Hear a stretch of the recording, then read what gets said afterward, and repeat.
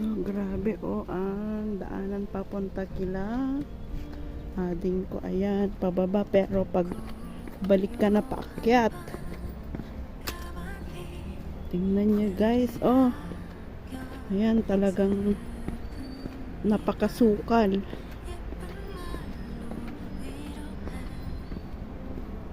Ang kapaligiran dito.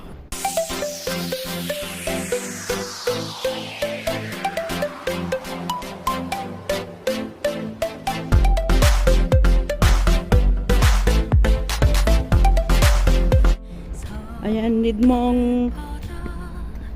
nating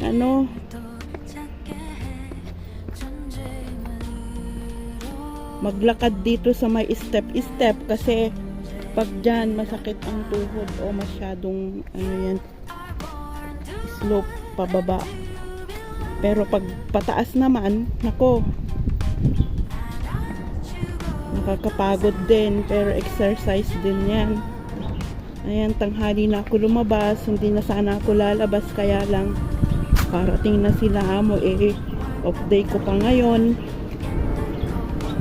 kasi kahapon dun lang ako sa bahay nag-stay, nagtrabaho maghapon, pero off day ko pa rin kahapon, kaya lang mas pinili kong magtrabaho kasi nung Sunday nagbisita sa bahay.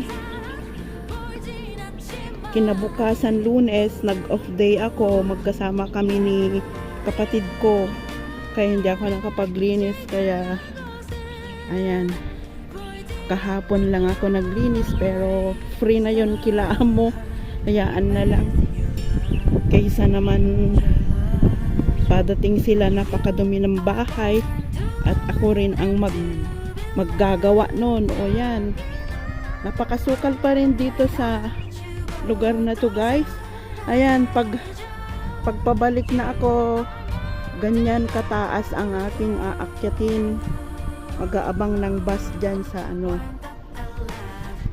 samahan ninyo ako sa aking paglalakad, and I hope na hindi ako mawala kasi minsan nakakalito dito. Madami kasing mga way out, way in dito, village na village dito guys. So makikita ninyo mga sasakyan na nakapark dyan. Actually madami ding nakatira dito, karamihan mga foreigners. Ayan, kasi tahimik lang kasi dito. Ito nga pala ang lugar na to ay Taipo May Village. Dito pa rin sa Taipo.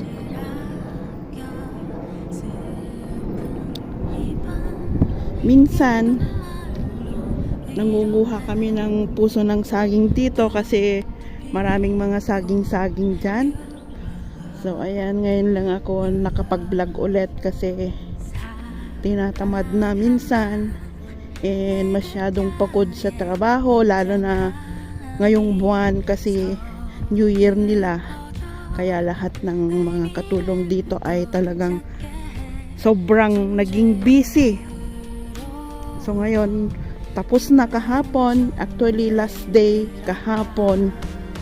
So, back to work na ang aking kapwa kung yan dito.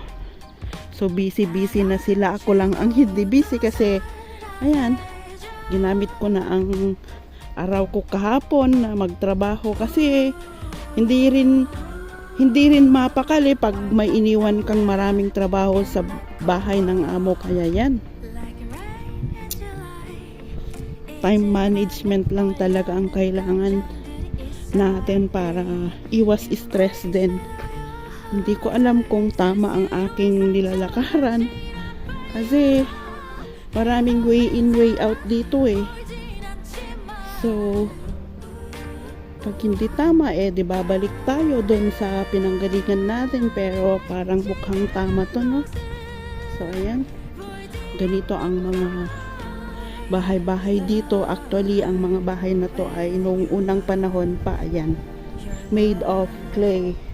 Ang mga bahay na to ay made of clay. Ayan, ito ang mga old houses dito sa Hong Kong.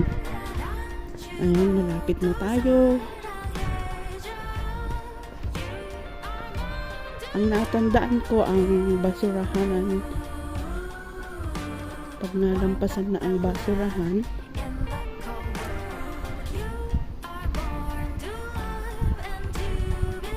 saan na tayo? Nako, parang tingnan ninyo, napakasimple lang na bakuran. Oh.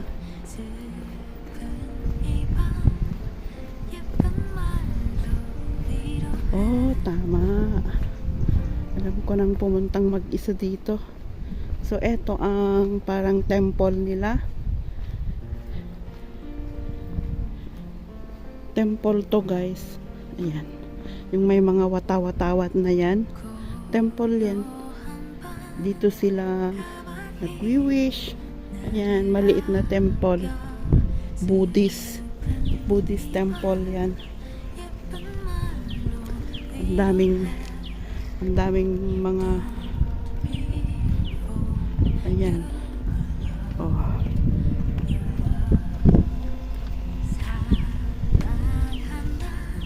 So ayan na.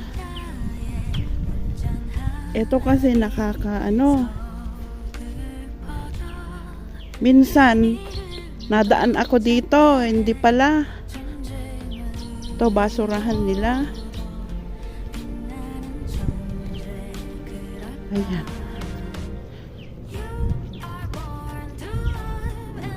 Malapit na sila. Oh, tingnan nyo, napakainit ngayon, oh. Grabe. Grabe ang init. Yung building na yan ang sa kanila. Actually, magkapit-bahay kami, pero lumipat sila dito, guys. Malayo na sa amin.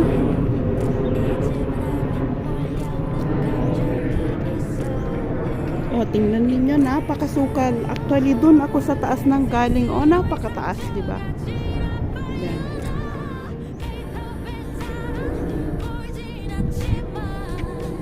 So, ayan guys, i-end ko na ang aking vlog for today, and I hope na nag-enjoy kayo sa aking adventure ngayong araw ng February 14, 2024. It's Valentine's Day. So, I hope na okay ang lahat, nag-enjoy ang lahat, and we'll see you on our next vlog. Thank you for watching, guys. Bye-bye.